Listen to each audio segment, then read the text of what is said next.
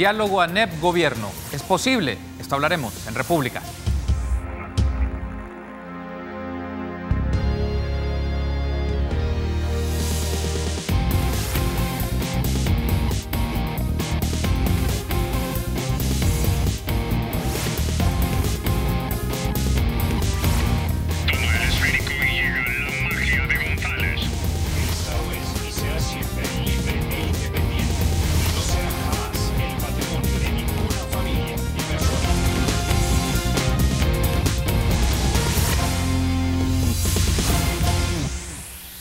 Muy buenos días, qué gusto que nos acompañe en un inicio de semana. Les saluda Carlos Monterrosa, 21 de mayo del 2018. En esta ocasión vamos a hablar un poco sobre si se retoma el diálogo entre la empresa privada, la ANEP, y el gobierno. Y para eso es un gusto saludar a Luis Cardenal, presidente de la ANEP, que me acompaña esta mañana en República. Bienvenido, Luis, qué gusto saludarlo. Muchísimas gracias, muy buenos días y muy buenos días a los estimados televidentes. Gracias por estar conmigo esta mañana y empecemos un poco con esto. Hace una semana la ANEP se reúne con el vicepresidente y secretario técnico de la presidencia, Óscar Ortiz, y la pregunta obligada en esto es, Luis, ¿por qué retomar el diálogo en el último año de gestión del gobierno? Porque la urgencia de resolver los problemas nacionales no puede estar esperando a que llegue un nuevo gobierno y requiere de la mejor buena voluntad de todas las partes para empezar a trabajar en las soluciones que el país necesita. Nosotros estamos convencidos desde el primer día de que los problemas nacionales son problemas complejos y que requieren de la participación de todos los sectores, incluyéndonos a nosotros. Nosotros siempre hemos estado en la mejor disposición de hacer lo que a nosotros nos corresponde. Pero entendemos que solos tampoco no podemos, porque muchos de los problemas, la ejecución de las acciones que se tienen que tomar, las tiene que tomar el gobierno, las tiene que tomar la autoridad. Y por lo tanto, es importante ponerse de acuerdo con el gobierno para hacer lo que se tenga que hacer. Ahí hablamos de problemas de seguridad, de generar las condiciones para el empleo, de la atracción de la inversión, de la seguridad jurídica, de la inversión en infraestructura, de las inversiones a mediano y a largo plazo que van más allá de un periodo de gobierno, sino que trascienden elecciones, como es la educación, como es la salud, como es inversiones de infraestructura a mediano y a largo plazo, que permitan que la sociedad sea sostenible, que las personas tengan mejores oportunidades y que el país progrese. ¿Qué propició este acercamiento entre la ANEP y el gobierno de la República? Bueno, la última vez que se suspendió, no se suspendió de una manera, digamos, exabrupta o con algunos malos sentimientos, sino que sencillamente nosotros le dijimos a la delegación del gobierno, miren, hemos acordado algunas cosas, hemos venido dialogando intensamente acerca de cuál debería de ser el plan de acción, pero no está sucediendo nada. Entonces, reunirnos a dialogar por solo dialogar y platicar no tiene sentido. O sea, ustedes no cumplen porque la delegación del gobierno no puede cumplir, no los dejan cumplir, no tienen la autoridad para cumplir, no tienen la voluntad para cumplir. Definan. Y cuando estén listos, nos avisan y nosotros siempre estamos en la mejor disposición de participar. En esta reunión de la semana pasada estaba también como representantes en este proceso de diálogo, búsqueda de diálogo nuevamente entre las partes, la embajadora de Estados Unidos y también representantes de Fomilenio, lo voy a poner de esta manera. ¿Fue o propició algún tipo de acercamiento o llamado de la embajadora de Estados Unidos para que las partes volvieran a buscar el diálogo? No. Más bien al revés, nosotros teníamos dentro de la agenda, y coincidía esto con un interés o una preocupación del vicepresidente, el hecho de que le saquemos buen provecho a los fondos del milenio, y no solo a los fondos del milenio per se, sino que los fondos del milenio como un ejemplo de cómo utilizar la cooperación internacional para poder dar ese salto cualitativo, ese salto de rana que nos permita echar el chispazo para que la economía empiece a dinamizarse. En este caso particular, en estos momentos es un estado crítico en que se encuentra la situación de Fomilenio, porque de no cumplirse con los plazos y con lo establecido en el tratado internacional, Fomilenio podría irse del país. y con eso se perdería no solo la inversión directa que tiene Fomilenio programada para El Salvador, sino que lo que esa inversión directa o esas donaciones producirían, que es más o menos una inversión de 1.550 millones de dólares. Nada despreciable, y que en un país como el nuestro, donde hay tantas necesidades y tan pocos recursos, no deberíamos de cometer la torpeza de dejar que esos recursos se pierdan. Entonces, así las cosas, pensamos que era también un buen momento meterlo dentro de las discusiones. Fue iniciativa del señor vicepresidente como presidente de Fomilenio de que hiciéramos una presentación del programa en su totalidad y que viéramos de qué manera podíamos insertarnos nosotros a darle un impulso.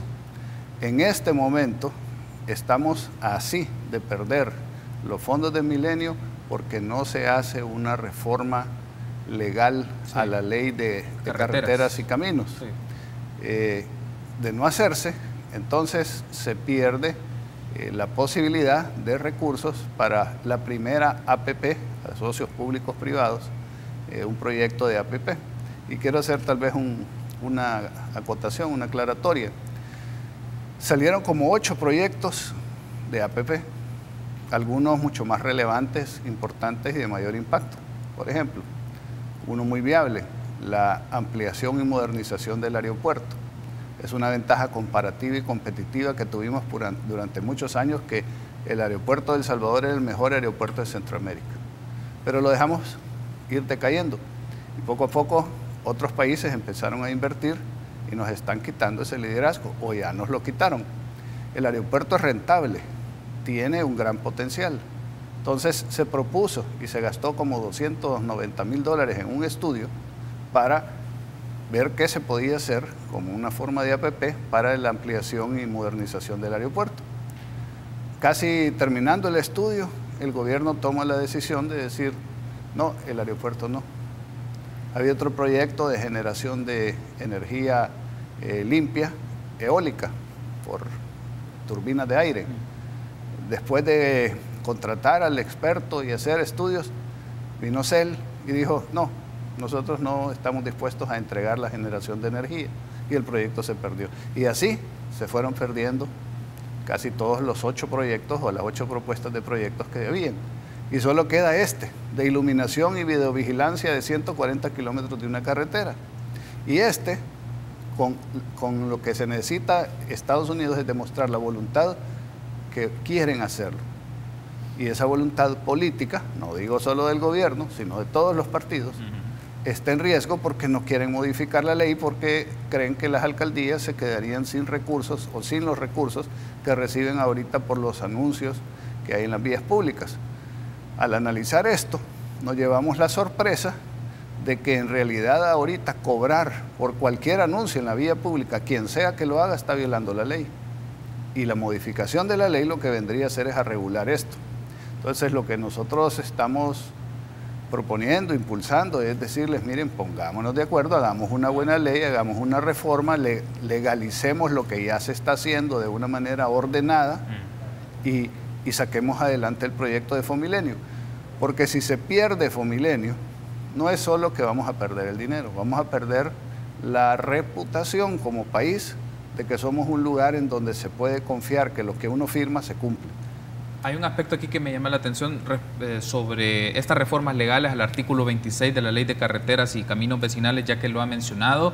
La ANEP ya ha tenido acercamientos con los grupos parlamentarios para hacer cabildeo y promover estas reformas. Desde la perspectiva de la ANEP, ¿qué es lo que lo ha estado dilatando? Y digamos, usted ha mencionado, no es solo un asunto de gobierno, del partido de gobiernos, tienen que ver Arena, Gana, PCN y las otras expresiones partidarias. Pues lo que le señalaba, Carlos, es que existe el concepto, la percepción, la idea, en primer lugar, que va a venir una empresa de afuera y se va a quedar con el negocio de los anuncios en las calles o carreteras, lo cual no es cierto, porque en la propuesta de Fomilenio es cualquier empresa. Las que ya están aquí tienen ventaja, tienen mejores posibilidades de prestar ese servicio y de quedarse con ese contrato.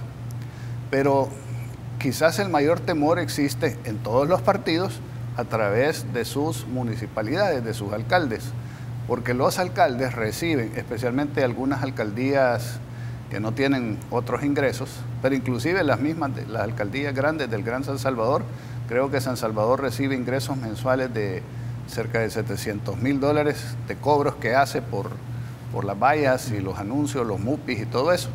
Entonces están bajo la impresión, en mi opinión modesta, no soy abogado, equivocada, de que si se pasa esa modificación a la ley, ellos van a perder la posibilidad de cobrar por esos anuncios y por ende van a perder el ingreso. Entonces los partidos políticos a los que pertenecen los alcaldes y muchos diputados que durante la campaña han recibido apoyo, y que hemos visto gran cantidad de vallas que les han puesto a los diputados, pues están pensando de que si esto se hace, van a perjudicar a sus alcaldes, van a perjudicar a sus partidos, van a perjudicar a la gente que les ha ayudado durante la campaña. Y ahí es donde digo yo, no hay que tenerle miedo al miedo. Analicemos la situación, veamos qué es lo que se puede hacer para hacerlo bien, donde se superen los miedos y los temores, donde nadie salga perjudicado y todos salgamos beneficiados y hagamos una buena reforma de ley. Ahora, retomando un poco el tema del diálogo entre el gobierno y la ANEP, ¿cuáles son las prioridades de la empresa privada en función de la agenda de temas? Aquellos temas que pueden pasar del diálogo a la negociación con el gobierno, estamos hablando de un periodo por lo menos de un año, lo que resta de gestión del presidente Salvador Sánchez Serén. Correcto. Y nosotros lo que hemos dicho es que las elecciones, o sea, los políticos no deberían de pensar en las próximas elecciones, deberían de pensar en las próximas generaciones. Que los proyectos políticos, la inversión pública, debería estar no solo orientada a ver qué resultado o rédito electoral voy a recibir yo, sino a ver qué beneficio va a recibir la gente. Y que deberíamos de pensar en que para construir algo que valga la pena, para construir un mejor país, nosotros alguien debe de sentar las bases, el otro tiene que construir el sótano, el otro tiene que construir el primer piso, y el segundo y el tercero hasta que el edificio esté terminado. Pero aquí pareciera que creemos que bueno, yo voy a hacerlo todo, y si no lo hago todo, que no lo haga el otro. Y las competencias electorales ya no se vuelven a ver quién es el mejor, quién es el que tiene la mejor propuesta, la mejor solución, sino a ver quién es el menos malo. Y cómo le bloqueo y le meto zancadilla y va al siguiente para que el siguiente no haga lo que yo no pude hacer y me haga quedar mal a mí. Y eso, pues, como país no tiene ningún sentido. Yo creo que la competencia debería ser quien tiene las mejores ideas, las mejores propuestas, tiene los mejores equipos, quien tiene la mejor o la más buena voluntad para sacar adelante las cosas. Ahí es donde debería centrarse la competencia. Entonces, en este caso particular, nosotros hacemos propuestas en los campos que a nosotros nos competen, inclusive en algunos que no nos competen, pero en los que nos vemos afectados. Por ejemplo, hicimos una propuesta hace un par de años acerca de la seguridad. Contratamos al exalcalde Giuliani, se hizo todo un estudio, vino un equipo a hacer análisis, se le ha continuado dando seguimiento, se hizo una propuesta. Lamentablemente, por diversas razones, que podemos hablar o no de ellas, el gobierno hizo caso omiso de esa propuesta y no la tomó en cuenta. El año pasado, nosotros dijimos, ¿cuál es el segundo? Son dos problemas principales que le afectan a la gente. Y nosotros, como empresarios, porque hay que entender bien que el empresario, para tener éxito, lo que tiene que hacer es prestar un servicio, dar un producto que le satisfaga la necesidad a la población. Tenemos nosotros que estar en sintonía con lo que la gente necesita y requiere. Dos problemas afectan a la gente: seguridad y empleo. Ya habíamos dado la de la seguridad, entonces ahora damos el del empleo. Y el año pasado empezamos diciendo, miren, para generar empleo hay que traer inversión. Y para traer inversión se requieren ciertas condiciones mínimas, básicas, indispensables para que la inversión venga. Porque la inversión la enamoran en todos lados, en todos los países del mundo. Y aquí, al inversionista, al empresario, lo maltratamos. Lo acusamos, le cambiamos las reglas de juego, les aumentamos los impuestos, les irrespetamos los contratos, les hacemos manifestaciones, se les insulta, son los malos de la película. Entonces la inversión no viene. Hay ciertas condiciones indispensables para que eso se dé. Y las propusimos el año pasado: la seguridad jurídica, el que no cambien las reglas de juego, el que exista menos tramitología, el que el Estado funcione de manera eficiente, en que los recursos se inviertan de manera inteligente y con prioridades y calendarios, la transparencia, la rendición de cuentas, etc. Este año les estamos proponiendo nosotros el siguiente paso, y es que estamos convencidos de que la mayor riqueza que tiene El Salvador es su gente, y que ahora debemos de invertir en nuestra gente. Y en este sentido, este año estamos concentrándonos en la inversión de capital humano en educación, en salud y en infraestructura básica para que tengan la base, las mejores condiciones o calidad de vida para poderse desarrollar. Tengo que hacer una pausa, pero al regresar me gustaría que sigamos hablando sobre este tema, cuáles son las propuestas que el gobierno les ha ofrecido a ustedes, cuáles pueden ser estos puntos de entendimiento y cuáles podrían ser unas prioridades en este diálogo.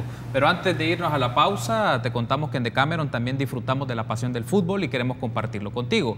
Haz tu precompra entre el 1 y el 31 de mayo y participa en la rifa de 2 paquetes dobles a Cartagena de Indias y San Andrés en Colombia. No te quedes fuera de esta gran fiesta porque en Decameron lo mereces todo. Reserva ya al 2209-3000. Pausa, regresamos.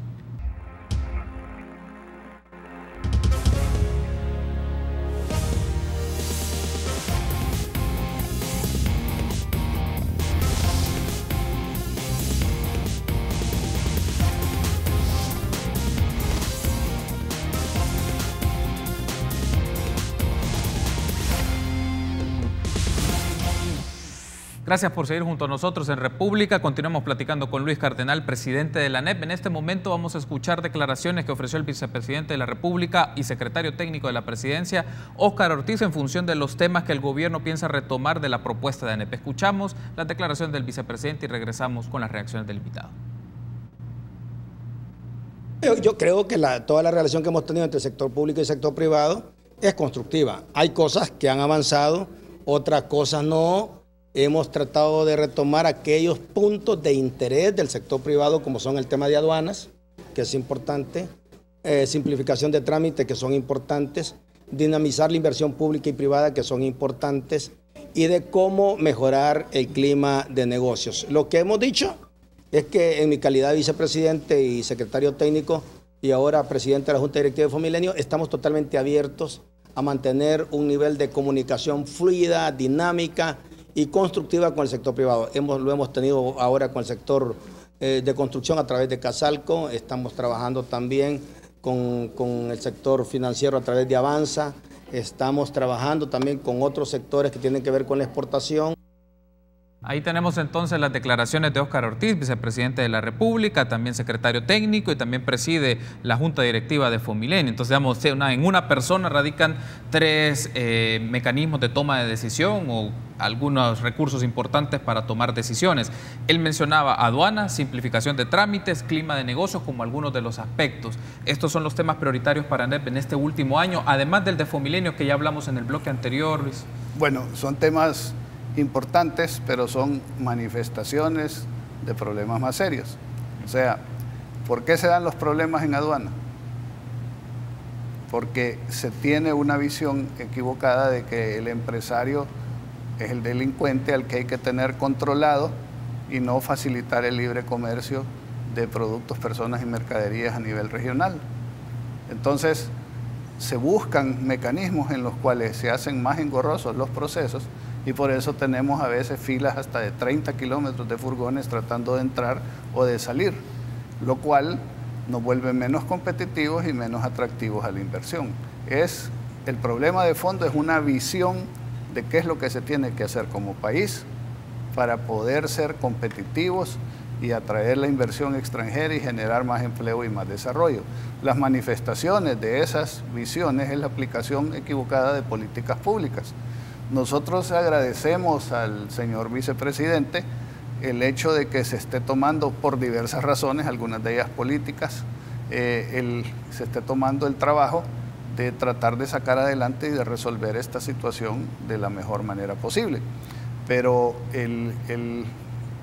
los problemas no son problemas personales o particulares de una empresa, son problemas que afectan al país y por ende causan malos resultados en lo que todos deseamos, que es más y mejores oportunidades para todos los salvadoreños. Hay un aspecto que me llama la atención porque el Fondo Monetario publicó el 17 de mayo un comunicado de prensa en donde, según la visita más reciente de su directorio y la visita que hace con frecuencia al país, mencionó algunos aspectos, solo voy a decir 3 de estos. Respecto al trabajo gubernamental en el tema de las finanzas públicas, mencionó que hay esfuerzos sustanciales para el ajuste fiscal, reducir el déficit, estabilizar la deuda. También celebraron una implementación de un plan de transformación productiva del país y también la subida considerable en la clasificación de Doing Business de 2018. Digamos, de la lectura del Fondo Monetario Internacional, el gobierno en alguna forma ha estado cumpliendo algunas de estas medidas. ¿Cómo lee usted esta postura del Fondo Monetario, su postura al respecto sobre estos 3 puntos? Bueno, yo creo que bueno, es un buen comienzo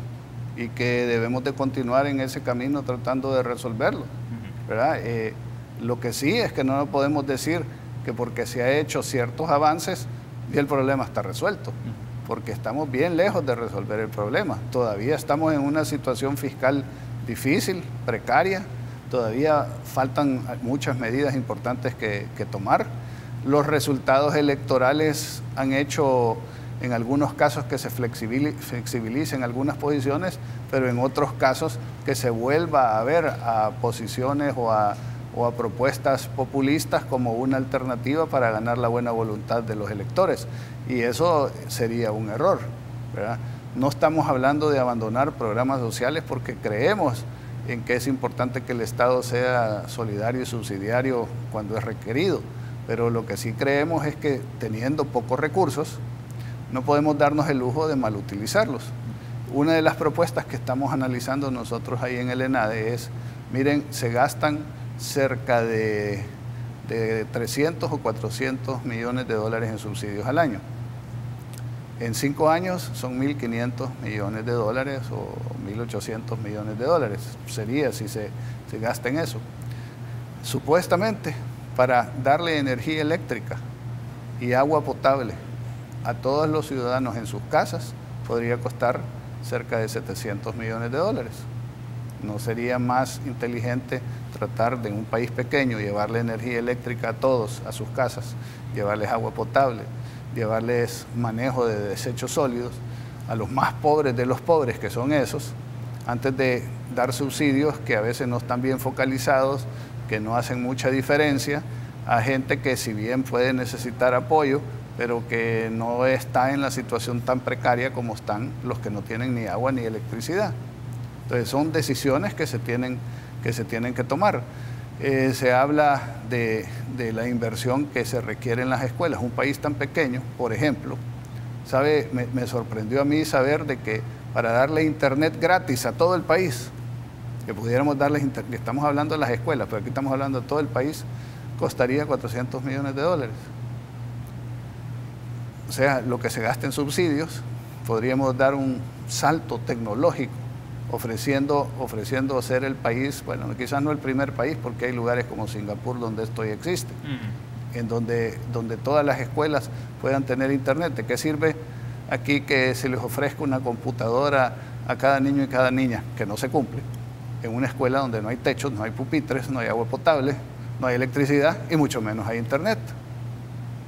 Entonces uno tiene que ir priorizando las inversiones, las políticas públicas, para ir construyendo ese edificio del que hablaba al comienzo del programa. Hay una mención que el Fondo Monetario viene reiterando en sus diferentes informes y sus comunicados, es que en el caso de El Salvador se pueden hacer ciertos tipos de reformas que a criterios de ellos consideran estructurales. Que les consulto sobre esto si ANEP coincide con estas ideas. Una de ellas es, tienen margen para elevar impuestos. Y hablan, por ejemplo, del IVA, que se puede considerar aumento del IVA, pero también considerar el impuesto predial y también en algunos aspectos particulares el impuesto al patrimonio. Y sobre el tema del gasto menciona de que evitar recortes generalizados, pero sí priorizar y focalizar ciertos tipos de intervenciones de gobierno. ¿Cómo ve tanto el tema del ingreso como el tema del gasto? Buena pregunta, Carlos.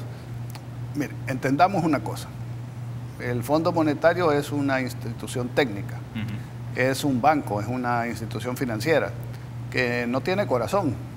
Ellos ven números fríos y duros y muchas veces se olvidan de ciertas consideraciones humanas que afectan a una población o a una sociedad. Ellos van viendo, bueno, tienen que pagar, tienen que ver qué es lo que hacen. Posibilidades de más impuestos, si hay, nosotros lo hemos dicho, ampliemos la base tributaria. Hemos hablado de que de la actividad económica nacional, 72%, y esto ha sido creciente, 72% es el sector informal y 28% es formal. El 28% formal es el que sostiene al Estado, es el que paga los impuestos. Y creemos nosotros que en ese 72 habrá mucha gente que será una vendedora con una canasta, serán micronegocios, negocios de supervivencia, etc. Pero dentro de ese 72% hay una buena cantidad de gente que está ganando buena cantidad de dinero y que no está pagando nada, ni está contribuyendo en nada y que debería de buscarse por ahí cómo cobrarles. Otra manera de recibir más impuestos es haciendo que la economía crezca y poniendo más impuestos a los que ya pagan sin tener las condiciones para atraer inversión y que la economía crezca. Lo que se está haciendo es deprimiendo la economía y cada vez, aunque se suban los impuestos, van a recibirse menos, porque menos gente va a ser rentable y menos gente va a seguir en el sector formal y se van a ir al sector informal. Entonces, algunas de estas propuestas que hace el Fondo Monetario, en nuestra opinión, deben de ser mejor enfocadas, deben de ser mejor pensadas, no de esa manera, digamos, tan fría y calculadora. Se hacen algunas propuestas, por ejemplo, el impuesto al patrimonio. Aquí había impuesto al patrimonio y se quitó. ¿Por qué? Porque se cobraba muy poco, costaba mucho cobrarlo y además es un impuesto que a nivel mundial está empezando a ser retirado porque ya se vio que trae pocos beneficios y trae bastantes perjuicios porque aleja la inversión. ¿Qué es un impuesto al patrimonio? Usted ya ahorró y con lo que usted ahorró logró comprar una casa y esa casa es su patrimonio. Entonces, además de los impuestos que le cobran a sus ingresos, a sus salarios, a sus dividendos, si tiene dividendos, de los 62 impuestos que le cobran en todas las cosas que compran, los impuestos a la gasolina, los impuestos que le cobra la alcaldía, etcétera, voy a venir y le voy a cobrar por el valor de algo que usted ya pagó. Es como que usted vuelva en quién sabe cuántos años, dependiendo del impuesto que le pongan. Si le ponen un impuesto del 5%, que tal vez es exagerado, pero significaría que en 20 años usted vuelve a comprar su casa. Entonces, ¿qué es lo que haría la gente? La gente lo que dice es, ¿para qué voy a comprar y voy a tener cosas? Mejor alquilo. ¿Verdad? Y entonces, ¿eso qué hace? Frena la inversión, frena el arraigo que tiene la gente en su país y a la larga el país sale perjudicado. ¿Es esa una solución? Suena bonita políticamente decirle a los que tienen algo, a los que tienen un patrimonio, que suena importante, a eso les vamos a cobrar. Entonces, políticamente, electoralmente suena bien para las bases de un montón de gente que a veces no le gusta ver ojos bonitos en cara ajena, o no le gusta, siempre dicen, miren, el impuesto se lo vamos a cobrar al otro, pero no me lo cobren a mí, o la ley aplíquensela a aquel, pero a mí no. Entonces, ese tipo de propuestas creo yo que hay que analizarlas con profundidad, con argumentos y lo que no funciona hay que rechazarlo. Bueno, quiero darle las gracias por haberme acompañado, Luis. Espero que nos volvamos a encontrar y seguir discutiendo otros temas que tienen que ver con la economía, el rol de la empresa privada y los acercamientos que se pueden tener con el gobierno. Gracias por haberme acompañado. Muchísimas gracias, Carlos, y muy buenos días a los estimados televidentes. Gracias por haberme acompañado. Permítanos una pausa, continuamos con más entrevistas.